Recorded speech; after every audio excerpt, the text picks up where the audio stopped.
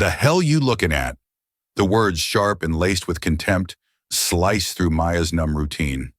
Just another entitled jerk, she thought, keeping her head down as she bussed the table. But when his hand, ringed, arrogant, snatched something from her tray, something small and wooden, rage coiled in her gut. A sparrow. Her sparrow. He smirked, oblivious. Finders keepers, sweetheart. He doesn't know. They don't know it's not about the trinket. It's about the initials carved underneath the wing. It's about a secret buried for 17 years. The powerful will do anything to keep it that way. They have no idea how her quiet kindness will change everything. She will make them pay for their arrogance. Not with violence, but a truth that will shatter their gilded cage. The hell you looking at? The words, sharp and laced with contempt, sliced through Maya's numb routine. Just another entitled jerk, she thought, keeping her head down as she bussed the table. But when his hand, ringed, arrogant, snatched something from her tray, something small and wooden, rage coiled in her gut. A sparrow. Her sparrow. He smirked, oblivious. Finders keepers, sweetheart. He doesn't know. They don't know it's not about the trinket. It's about the initials carved underneath the wing. It's about a secret buried for 17 years. The powerful will do anything to keep it that way. They have no idea how her quiet kindness will change everything. She will make them pay for their arrogance. Not with violence, but a truth that will shatter their gilded cage. Maya Jenkins lived a life measured in careful increments. A precisely folded napkin. A smile offered but not felt. A practiced subservience that kept her afloat in the glittering shark tank that was Aurelia's, a haven for the city's financial elite. At 24, exhaustion clung to her like the scent of stale perfume and desperation, a constant, dull ache behind her eyes. Aurelia's was a monument to excess, dark wood gleaming under muted gold lighting, crystal chandeliers scattering rainbows across the marble floor. To its patrons, it was an escape, a temporary reprieve from the brutal realities of their own making.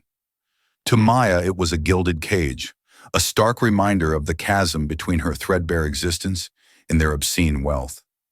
She moved through the meticulously orchestrated chaos with a ghost-like grace, her footsteps barely audible above the clatter of silverware and the murmur of self-importance. Her smile was a shield, carefully calibrated to deflect unwanted attention, her eyes trained to anticipate needs before they were voiced. She was a master of invisibility, a phantom refilling water glasses and whisking away empty plates. Survival demanded it. The less they saw, the less they could judge the fraying cuffs of her uniform or the cheap shoes that offended the restaurant's pristine floors. Her apartment, a cramped studio in a forgotten corner of the city, was a sanctuary of sorts. Spartan, but impeccably clean. On her nightstand, nestled beside a dog-eared collection of poetry, sat a single, faded photograph. A smiling man and woman, their arms wrapped around a little girl with a gap-toothed grin. On the girl's wrist, a silver bracelet glinted in the sun. Maya would trace its image with her finger every night, the memory more vivid than the object itself, lost in the inferno that had stolen her family 17 years ago. The bracelet wasn't flashy, a delicate silver chain supporting a small wooden sparrow, carved from oak by her mother. Sparrows, her mother had said, were symbols of joy and protection, common but resilient, like their family. On the underside of the sparrow's wing, her father had painstakingly burned a tiny inscription, M+D 715 or no 8. The last day they were whole, the memory of its weight on her wrist was a phantom sensation, a persistent ache. She'd searched for it amidst the wreckage, in the sterile police reports, in the meager possessions returned by the authorities. Gone. Like them. Like the life that should have been. Tonight the ache throbbed with unusual intensity. A bitter wind rattled the window pane, mirroring the growing unease within her. Her aunt, a woman bound to her by obligation, not affection, was growing weaker. Medical bills mounted like a suffocating avalanche. The extra shifts at Aurelia weren't enough. The stingy tips, even from the wealthiest tables, were a casual insult. As she twisted her dark hair into its severe regulation bun, her reflection stared back. A ghost of the hopeful girl in the photograph. A woman whose shoulders were permanently stooped by the weight of a life she hadn't chosen. She straightened her back, a small act of defiance. Tonight, she would smile wider, move faster, become even more invisible. She had to. Her aunt's life depended on it. On her way out, she paused, her fingers brushing the faded photograph. "Wish me luck," she whispered to the smiling faces, her voice a fragile thread in the quiet room. Then she locked the door, the click echoing the finality of her confinement, and stepped into the cold city night, drawn towards the golden glow of her cage. The air in Aurelia's was thick with the scent of money, an intoxicating blend of expensive perfume, aged leather, and the pungent aroma of truffle oil. The restaurant pulsed with the low hum of privileged conversation, a self-satisfied purr that vibrated in Maya's bones. She navigated the tables with practiced ease, her tray held high, her expression a masterpiece of polite neutrality. She delivered pan-seared duck breast to a banking executive, described the wine pairing to a surgeon and his wife, her words smooth and rehearsed, devoid of personal inflection. Then they arrived. The restaurant's purr didn't just quiet, it seemed to hold its breath. Heads turned, whispers rippled through the room like a wave. He was Donovan Caldwell. His face graced the covers of business magazines and society pages, the heir to the Caldwell Industries' vast fortune, a sprawling empire with its tentacles in everything from real estate to private technology. He was tall, with sharp patrician features and eyes the color of glacial ice. His custom-tailored suit likely cost more than her year's rent. He moved with an aura of absolute, unshakable entitlement. On his arm hung Geneviève Dubois, a woman who seemed sculpted from ice and diamonds. Her dress was a sheath of midnight silk, her blonde hair pulled back in an impossibly elegant chignon. Her smile, a thin, blood-red slash, never reached her calculating eyes. The daughter of a French diplomat, she was a perfect adornment for the Caldwell dynasty. Mr. Russo, the perpetually stressed manager, practically tripped over himself to greet them, his usual stern demeanor melting into sycophantic subservience. "Mr. Caldwell, Mademoiselle Dubois, your table is ready. The corner booth, as requested." Maya's stomach clenched. The corner booth. Table 12, her section. Brenda, a veteran waitress with kind eyes and a cynical heart, gave Maya a sympathetic look as they passed the service station. "Good luck, kid," she murmured, polishing a wine glass. "Table 12 is a viper's nest tonight, known for being demanding and cheap. All show, no substance." Maya forced a weak smile. "It's just another table, Brenda." But it wasn't. From the moment she approached, the air around them crackled with a different kind of energy. It wasn't just wealth. It was raw, unapologetic power. "Good evening," Maya began, her voice steady despite the frantic hammering of her heart. "My name is Maya, and I'll be your server tonight. May I start you with some water? We have sparkling or still?" Donovan Caldwell didn't even glance at her. He was scrolling through his phone, his thumb moving with dismissive speed. Geneviève, however, scanned Maya from head to toe, her gaze lingering for a fraction too long on Maya's worn shoes. A tiny, almost imperceptible sneer touched her lips. "We'll have a bottle of the Euro 5, Donovan said, not to Maya, but to the air in front of him. He still hadn't made eye contact. The 05, the most expensive bottle on the list, a wine that cost $5,000, more than she earned in 3 months. "An excellent choice, sir," she managed, her professional training kicking in. Geneviève waved a dismissive hand, her diamond rings flashing. "And bring some bread. Don't be slow about it." The entire meal was a masterclass in calculated humiliation. They spoke to her as if she were a piece of furniture, a voice-activated machine. They sent back the appetizer, claiming the temperature was off by a single degree. Geneviève found a microscopic flaw in her wine glass and demanded a new one with a theatrical sigh. Donovan conducted a loud, aggressive business call in the middle of his main course, barking orders and threats into his phone, while Maya stood awkwardly to the side, waiting for a moment to clear his plate. Through it all, Maya maintained her composure. She smiled, she apologized, she fetched, she carried. The perfect invisible servant. But inside, a slow burn of resentment was building. These people inhabited a different universe, where common courtesy was optional and the struggles of others were an irrelevant annoyance. They didn't see her as a person, but as a function, a pair of hands to serve their needs. As they finished their dessert, an elaborate chocolate sphere that Maya had to crack open with a tiny silver hammer, Donovan shrugged off his suit jacket, draping it carelessly over the back of the plush booth seat. He leaned back, finally looking at Maya directly for the first time. His steel-gray eyes were utterly devoid of warmth. "The bill?" he commanded, a simple two-word dismissal. "Of course, sir," Maya said, turning to leave. As she stepped away, Donovan shifted in his seat, reaching for his wallet. The movement jostled the jacket. It slipped from the smooth leather of the booth and fell silently to the floor, landing in a heap of expensive wool. Neither Donovan nor Genevieve noticed. They were already engrossed in a quiet, intense argument about some society gala. Maya hesitated. Protocol demanded she alert the guest, but a small, rebellious spark flickered within her. She bent down, her movements swift and silent, intending to retrieve the jacket herself. It was heavy, the fabric impossibly soft beneath her fingers. She lifted it, ready to place it back on the seat, and that's when everything shifted. As Maya lifted the heavy jacket, her fingers brushed against the outer breast pocket.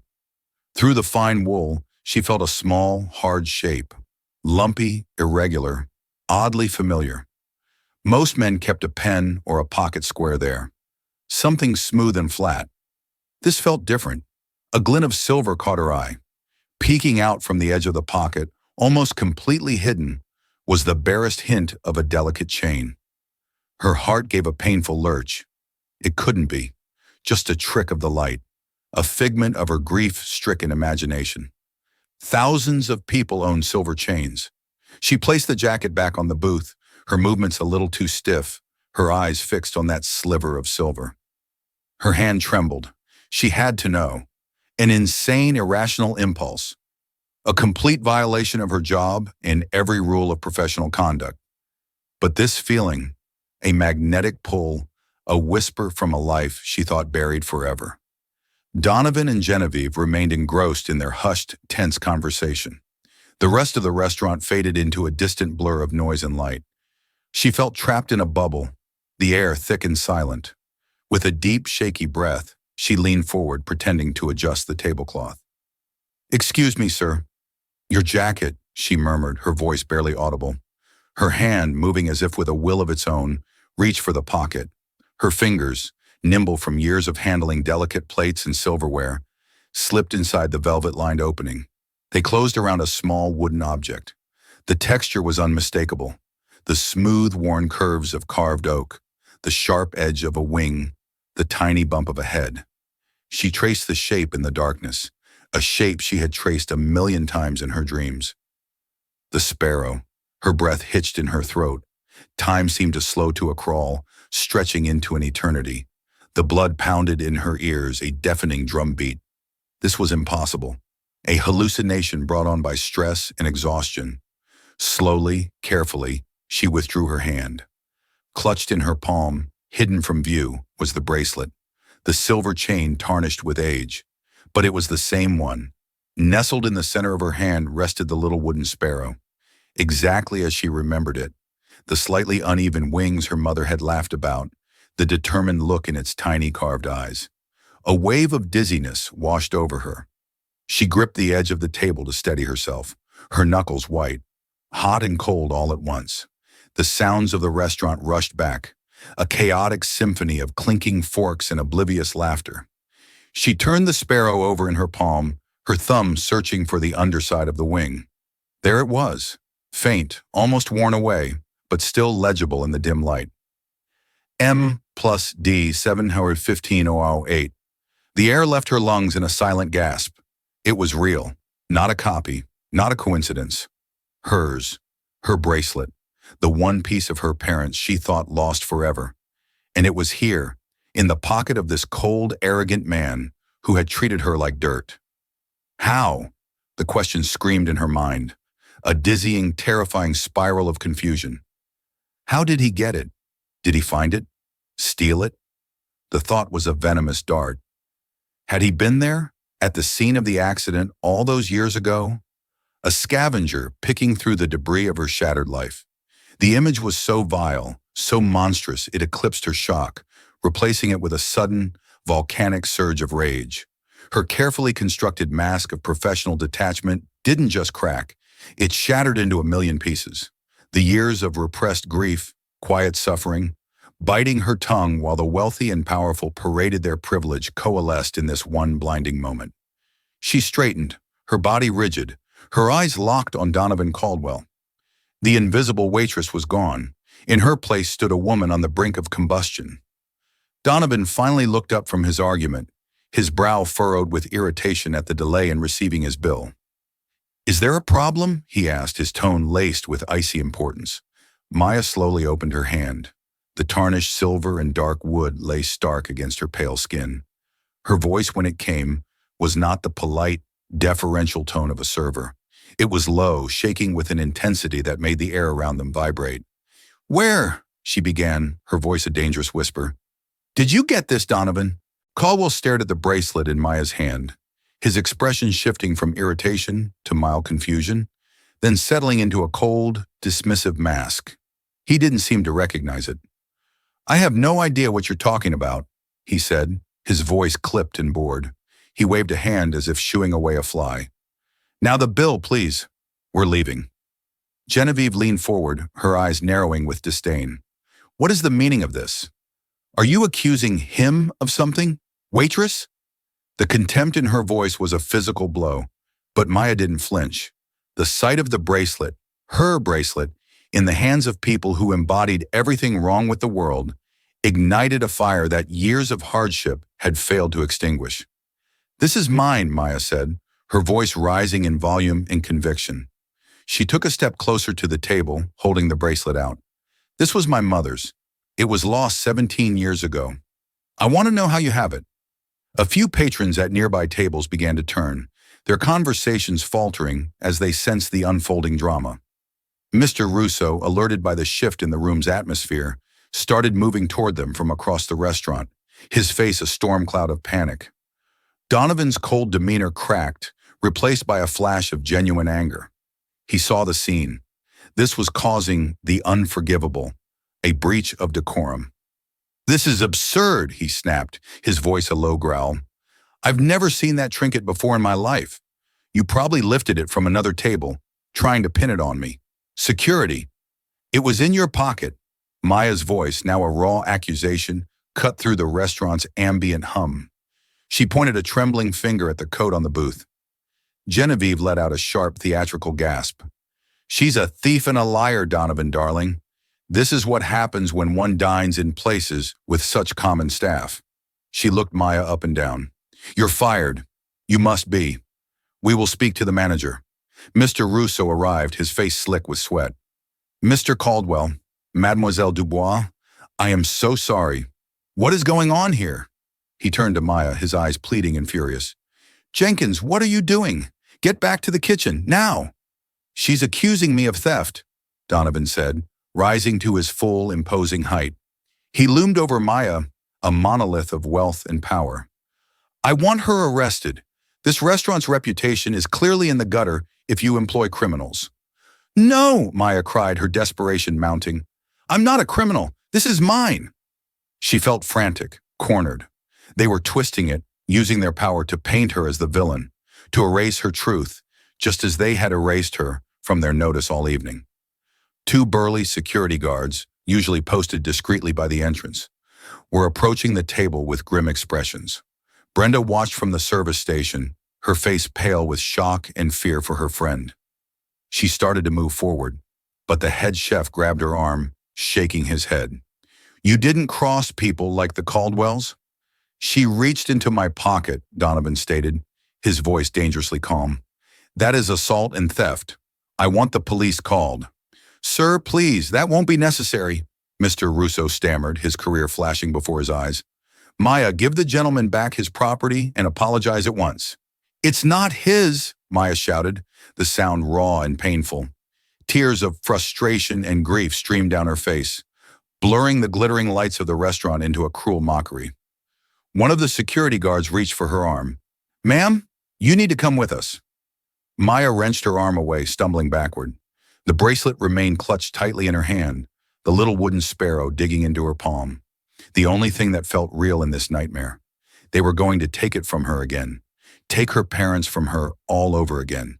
Panic, pure and primal, seized her. They weren't listening. They wouldn't listen to a poor waitress over a man like Donovan Caldwell. She had one last card to play, one final, desperate truth. As the guards grabbed her arms, their grips firm and unyielding, she threw her head back and screamed, her voice echoing through the now silent dining room, a cry filled with 17 years of pain. The inscription, M plus D 715, wait, ask him what it means. Ask him why he has my father's initials and the day he died in his pocket. The words hung in the air, electric and shocking. Patrons stared, forks frozen halfway to their mouths. Mr. Russo's jaw went slack. The security guards paused, their hands still on her arms, their expressions flickering with uncertainty. Genevieve looked utterly bewildered, her perfectly painted mask of outrage momentarily slipping. But the most dramatic reaction came from Donovan Caldwell. Every ounce of color drained from his face, his arrogance, his anger, his icy composure, all evaporated, replaced by stark, undiluted shock. His eyes, so cold and dismissive, were wide, fixed on Maya with horrified recognition. He staggered back a half step, as if physically struck. His lips parted, but no sound emerged. The date, the initials. She hadn't just described the bracelet, she had recited its soul. "Let her go," he said, his voice a choked, unfamiliar rasp. The guards looked at him, then at Mr. Russo, confused. "I said," Donovan repeated, gaining a terrifying edge of authority that had nothing to do with money and everything to do with something far deeper. "Let her go, now." The guards released Maya's arms. The chaos in the room had shifted, morphing from a simple case of a disgruntled employee into a tense, unreadable tableau. The silence following Maya's scream was heavy, profound. In that silence, a 17-year-old secret began to claw its way to the surface. The silence in Aurelia's was a living entity, thick and suffocating. Every eye fixed on the corner booth where a world had tilted on its axis. Maya stood trembling, the ghost of the guard's grip still on her arms, her chest heaving with ragged breaths. Donovan Caldwell stared at her, not as a powerful man looks at a lowly waitress, but as a man looks at a ghost risen from a long-forgotten grave. Genevieve broke the spell. "Donovan, what is this? What is she talking about? It's just a date. She's hysterical." Her voice was sharp, threaded with confusion and unease. Donovan didn't answer. He didn't seem to hear her. His gaze locked on Maya. He took a slow, deliberate step toward her, his movements stiff, mechanical. He held out his hand. "May I see it?" he asked, his voice low and strained. Wearily, her heart pounding with adrenaline and fear, Maya held out her hand, uncurling her fingers. The bracelet lay on her palm, a fragile relic in the opulent room. Donovan reached out. His fingers, long, manicured, now visibly shaking, hovered over the wooden sparrow a moment before gently picking it up. He turned it over, tracing the inscription she had screamed aloud. M plus D 71508. A muscle in his jaw clenched. He closed his eyes for a brief, painful second, his carefully constructed facade crumbling entirely. When he opened them, the cold steel was gone, replaced by a storm of emotions Maya couldn't decipher. Guilt, sorrow, and something that looked terrifyingly like fear. "Where is everyone?" he said, his voice a hoarse command directed at Mr. Russo. "Get them out." Mr. Russo blinked. "Sir, the other guests, give them my apologies and tell them their meals are compensated. I'm buying this restaurant for the rest of the night. I need privacy. Privacy." Now, the tone was not a request.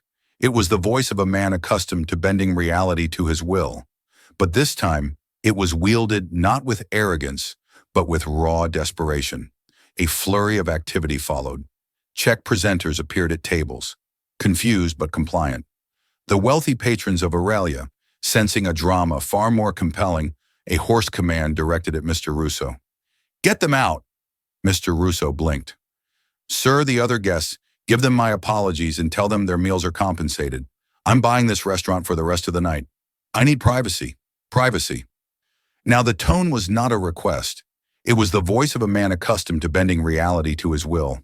But this time, it was wielded not with arrogance, but with raw desperation. A flurry of activity followed. Czech presenters appeared at tables, confused but compliant.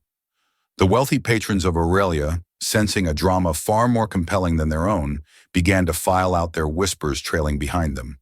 Within 10 minutes, the vast gilded dining room was empty, save for Maya Donovan, a bewildered Genevieve, and a terrified Mr. Russo, who hovered near the kitchen door.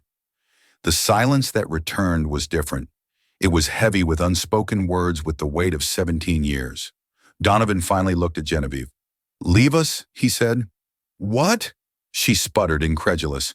"Donovan, I'm not going anywhere. What is going on? Who is this girl?" "Genevieve, please," he said. And for the first time, Maya heard a crack in his voice. A plea. "I will explain later. Just go. Wait for me in the car." She stared at him, her face a mask of fury and suspicion. But she saw something in his eyes that made her acquiesce. With a final venomous glare at Maya, she turned on her heel and stormed out, her stilettos clicking like gunshots on the marble floor. Now they were alone. Donovan sank into one of the chairs at the table, the fight seemingly gone out of him. He held the bracelet in his hands as if it were a sacred, terrifying object.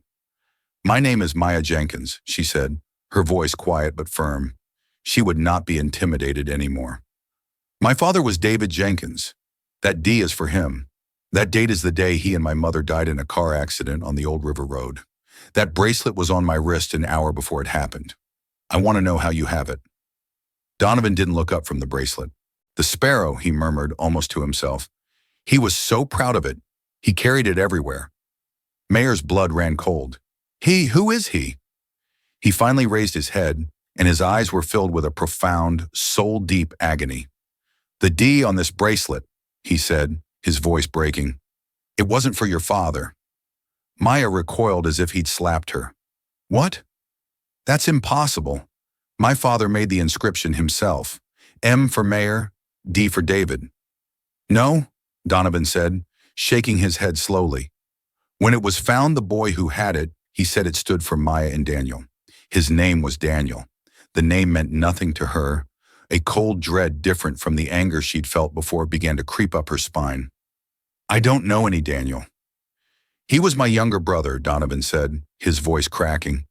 "Daniel Caldwell." The revelation landed with the force of a physical blow. Maya couldn't process it. His brother. How could his brother have had her bracelet? The timeline. The logic. It made no sense. "You're your brother," she stammered. "But how I never knew him. Where did he get it?"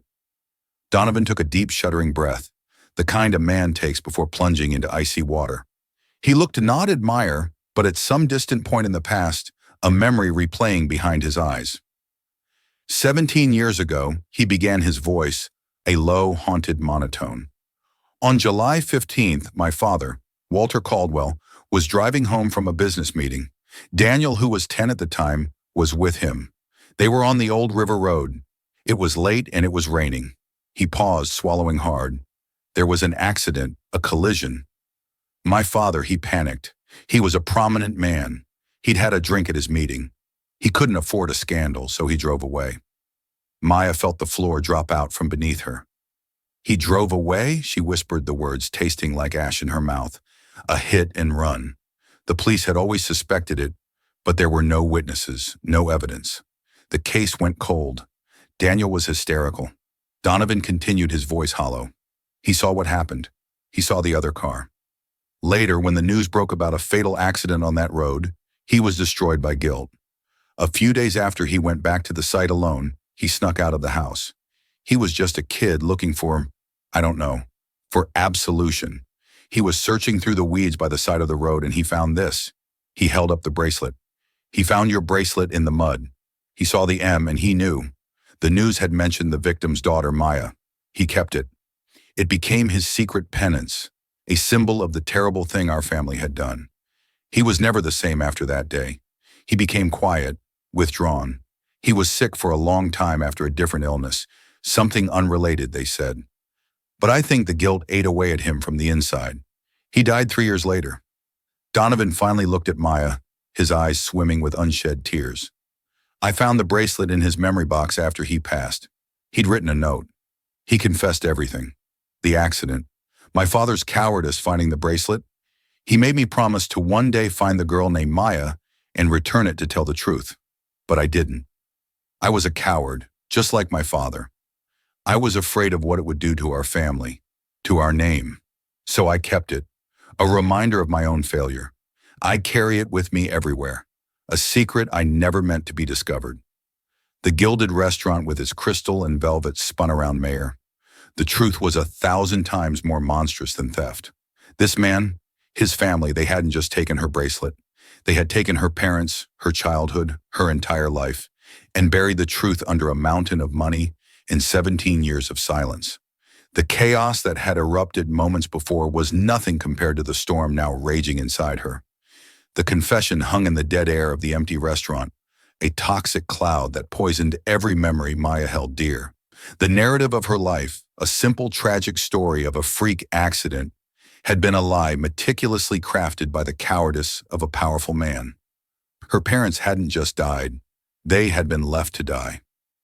Maya sank into the chair opposite Donovan, her legs no longer able to support her. The rage she had felt earlier was gone, replaced by a profound Arctic coldness. It was the chilling emptiness of a truth so vast and ugly, it was impossible to comprehend. "Your father," she said, her voice flat, devoid of emotion. "Walter Caldwell. He was driving." Donovan nodded, unable to meet her gaze. He looked down at the bracelet in his hands, this tiny object that held the weight of two families' destruction. "Yes, and he just left them." She continued speaking the words aloud to make them real. "He left them on the side of the road." "He was a coward," Donovan whispered. "He's always been ruled by his reputation, by the fear of losing what he's built. He convinced himself it was a mistake, a moment of panic. He buried it. He made us all bury it." The image of her parents trapped and alone in the dark flashed in Maya's mind. She felt a wave of nausea. The what-ifs were a torrent drowning her. What if he had stayed? What if he had called for help? Would they have survived? Was there a chance? It was a question that would haunt her for the rest of her life. "And you knew, Maya," said her voice, gaining a sharp, accusatory edge. "All these years you knew. You knew who I was." "No," he said quickly, looking up, his eyes wide with desperate sincerity. "I swear I didn't." Daniel's note only said Mia. No last name. I didn't know where to even begin looking. There must be thousands of Mirs in this city. Seeing you tonight, I had no idea until you screamed the date. That date, it's been branded into my memory since the day my brother died. For a moment, Maya almost saw him not as the arrogant heir, but as another victim of his father's crime, a boy who lost his brother to a secret that was too heavy to carry. But the moment passed. He had still made a choice. For more than a decade, he had chosen silence. He had chosen to protect his family's name over the truth. Suddenly, the main doors of the restaurant burst open. Striding in, flanked by two men in severe dark suits, was an older man. He had the same sharp features as Donovan, but where Donovan's face held the ghosts of conflict and guilt, this man's was carved from granite. His eyes were chips of ice, his presence sucking all the warmth from the room. It was Walter Caldwell. Genevieve must have called him. "Donovan, what is the meaning of this?" His voice boomed, echoing in the cavernous space. He didn't wait for an answer, his cold eyes sweeping over the scene and landing on Maya. "I received a frantic call from your fiancé. You've caused a scene, emptied a restaurant, all because of her." He gestured dismissively at Maya, as if she were a piece of trash that needed to be cleared away. Donovan stood up, placing himself subtly between his father and Mia. "Father, this isn't what you think." "I know exactly what this is," Walter sneered. "A grifter, a nobody trying to shake us down. How much does she want?" "Name a price," he said, looking directly at Mom. "Whatever it is, I'll pay it. In return, you sign a non-disclosure agreement and disappear. You will never speak of whatever fantasy you've cooked up again." The sheer, unadulterated arrogance of the man was breathtaking. He didn't even know the full story. Yet his immediate instinct was to wield his wealth like a weapon, to buy silence to erase the inconvenient. Maya found her voice a thread of steel weaving through the coldness. "You can't buy this," she said quietly. Walter Caldwell laughed a harsh, grating sound. My dear girl, I can buy anything. I can buy this restaurant, this block, this city. I can certainly buy your silence. Father, stop, Donovan said, his voice strained. She knows. Walter's smile froze. He looked from his son's pale, tormented face to the bracelet still sitting on the table. For the first time, a flicker of something, not fear, but a cold, calculating assessment entered his eyes. Knows what? He asked, his voice dangerously soft.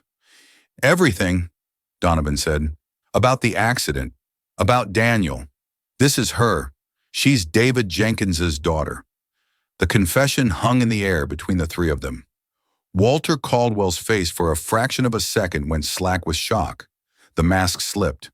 Maya saw him for what he was, a scared man, old and terrified of the ghosts he had created. But just as quickly, the mask was back harder and more impenetrable than before. He took a slow step forward, his eyes rolling into Maya's. The menace was palpable.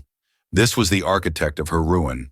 This was the man who had left her parents to die and slept soundly in his mansion for 17 years.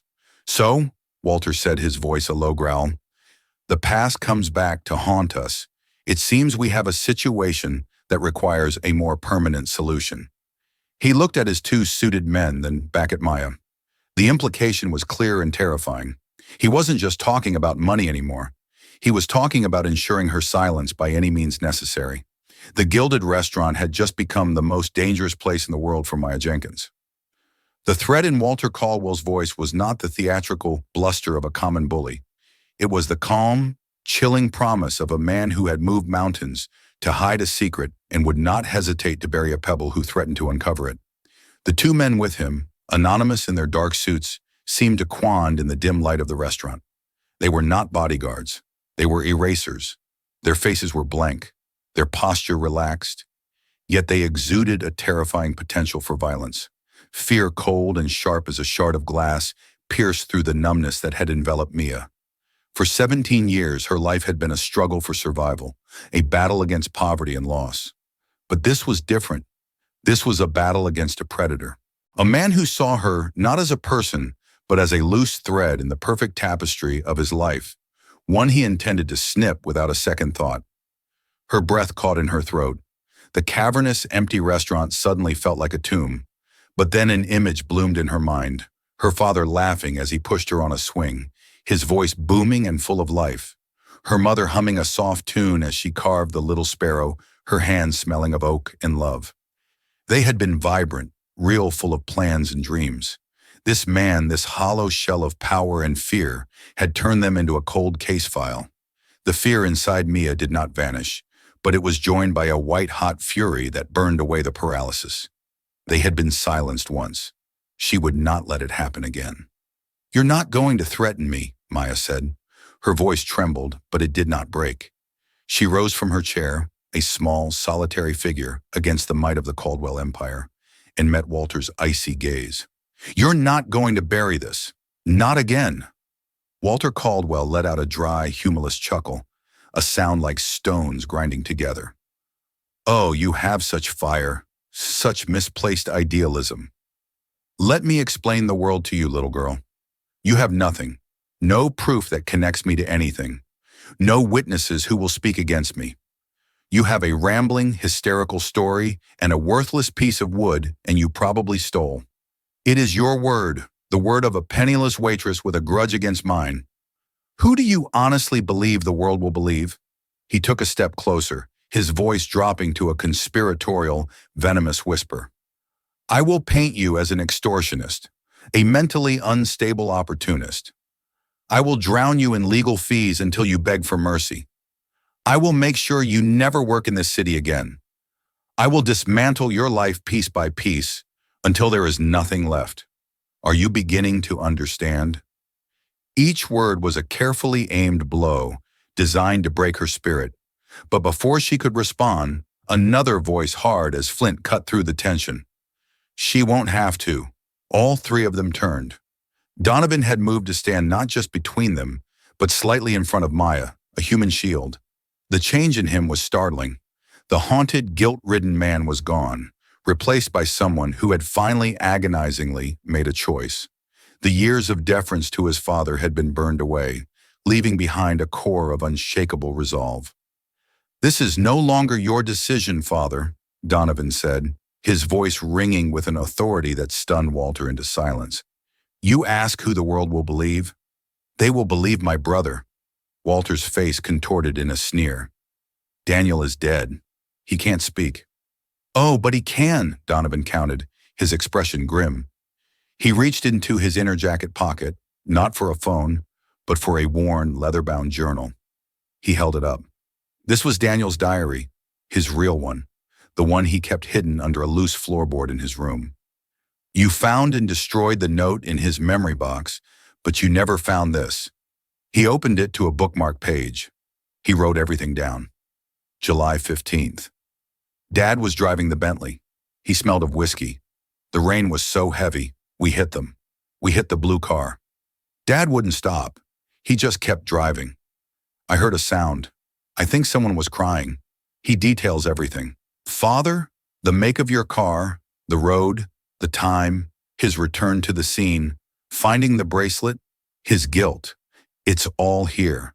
A 17-year-old testimony from beyond the grave. Walter stared at the journal, his face a maelstrom of disbelief and fury. "You treacherous boy," he hissed. "You would betray your own blood, your family.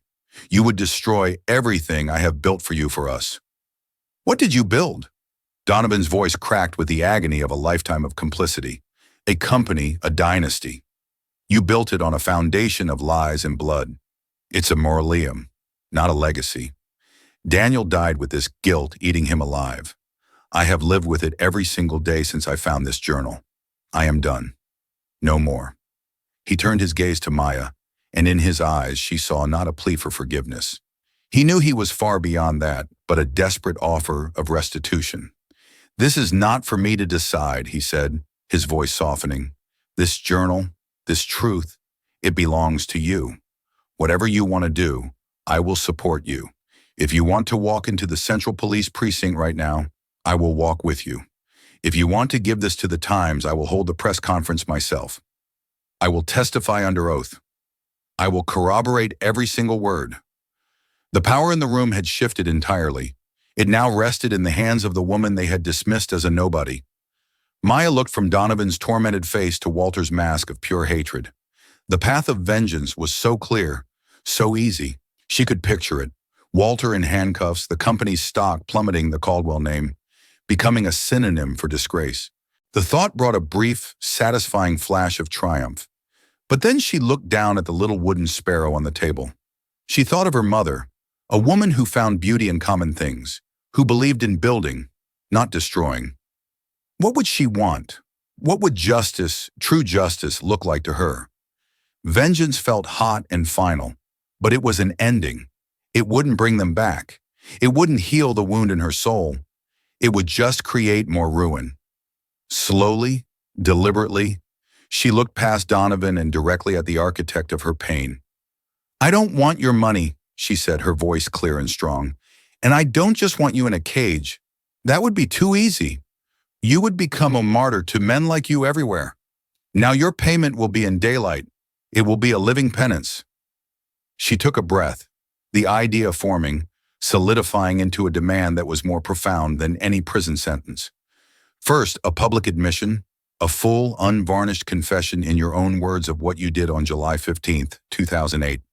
Second, you will use your tainted money for something good. You will fund in its entirety a new state-of-the-art trauma wing at City General Hospital. It will be named the David and Laura Jenkins Wing for Emergency Care. It will be a place where the next time someone is left broken on the side of a road, they have the best possible chance to live. Your shame will be the foundation for their hope. She then turned her eyes to Donovan. "And you will run it. You will sever ties with Caldwell Industries. You will spend the rest of your life at the head of the foundation that oversees that wing.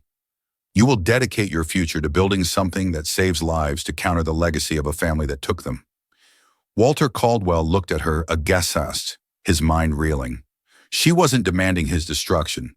She was demanding his transformation into a symbol of his own failure, a public confession, a monument to his sin, with his victims' names carved on the front. It was a sentence of lifelong humiliation, far worse than the quiet anonymity of a prison cell. He opened his mouth to refuse to rage, but then he saw the look in his son's eyes and the leather journal in his hand. He was beaten. The architect of ruin had been completely and utterly outmaneuvered. The aftermath was a carefully managed earthquake. Donovan, true to his word, orchestrated the confession. It was a televised statement with Walter reading a pre-written lawyer-approved text, his voice monotone, his eyes empty. Donovan stood beside him, his own face etched with a grim mixture of sorrow and resolve. The fallout was immense. The Caldwell name was irrevocably tarnished. Genevieve Dubois vanished from Donovan's life with a single icy phone call. Her revulsion at the public scandal palpable. Walter Caldwell retreated into his mansion, becoming a recluse, a king in a self-imposed exile, forced to watch from his window as his son began the slow, arduous process of dismantling his corrupt legacy. The Jenkins wing became a reality with surprising speed. Maya, who had quit her job at Aurelius the morning after the confrontation, was offered an administrative role at the new foundation. She took it. For the first time in her life, she walked into a job not out of desperation, but with a sense of purpose. Her relationship with Donovan remained a landscape of complexities. There was no romance, no easy forgiveness. There couldn't be. He was a living reminder of what she had lost, and she was a living reminder of his family's sin. But in the quiet offices of the foundation, in the shared work of building something from the ashes of their past, a different kind of bond formed, one of mutual respect, of shared penance, of two survivors navigating the wreckage of a single fateful night. One crisp autumn afternoon, a year later, Maya stood before the newly dedicated Jenkins wing. The marble plaque bearing her parents' names gleamed in the sun. She reached into her pocket and her fingers closed around the little wooden sparrow. It no longer felt like a phantom limb, an ache of something missing. It was just a memory now, a reminder that the most chaotic storms can be survived, and the true justice isn't always about endings. Sometimes it's about the difficult, painful, and ultimately hopeful act of beginning again. The story of Maya Jenkins isn't just about a lost bracelet. It's about the collision of two worlds and the explosive power of a long-buried truth. It's a testament to the idea that no amount of wealth or power can permanently silence the past. Maya's journey from an invisible waitress to an agent of justice reminds us that courage isn't about the absence of fear, but about speaking your truth even when your voice shakes. It poses a difficult question. What is the true meaning of justice? Is it punishment, or is it the painful, difficult work of rebuilding something better from the ruins? If this story of resilience, redemption, and the fight for truth resonated with you, please take a moment to hit that like button. Share it with someone who needs a reminder that even one small voice can make a powerful difference. And most importantly, subscribe to our channel for more real-life stories that uncover the extraordinary hidden in ordinary lives. Thank you for listening.